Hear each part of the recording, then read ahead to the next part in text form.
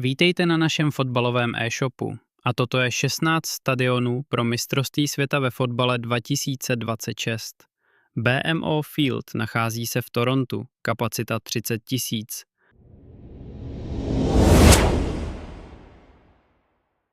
Estadio Akron nachází se v Guadalajáře, kapacita 49 850.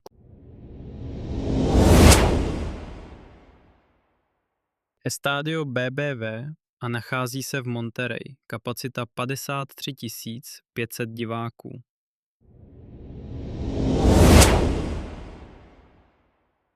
BC Place nachází se ve Vancouveru, kapacita 54 500 diváků.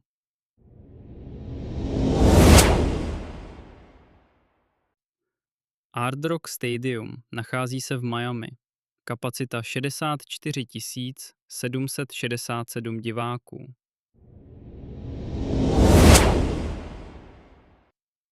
Gillette Stadium nachází se v Bostonu, kapacita 65 878 diváků.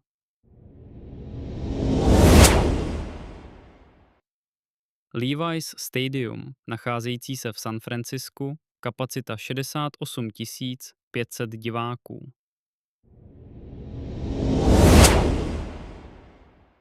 Lumen Field Stadium, nacházející se v Seattlu, kapacita 69 000 diváků.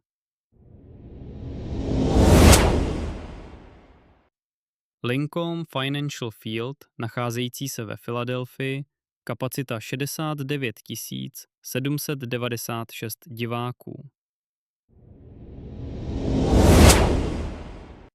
SoFi Stadium, nacházející se v Los Angeles, kapacita 70 240 diváků. Mercedes-Benz Stadium, umístěný v Atlantě, kapacita 71 000 diváků. NRG Stadium nachází se v Houstonu, kapacita 72 220 diváků. Arrowhead Stadium, nacházející se v Kansas City, kapacita 76 416 diváků.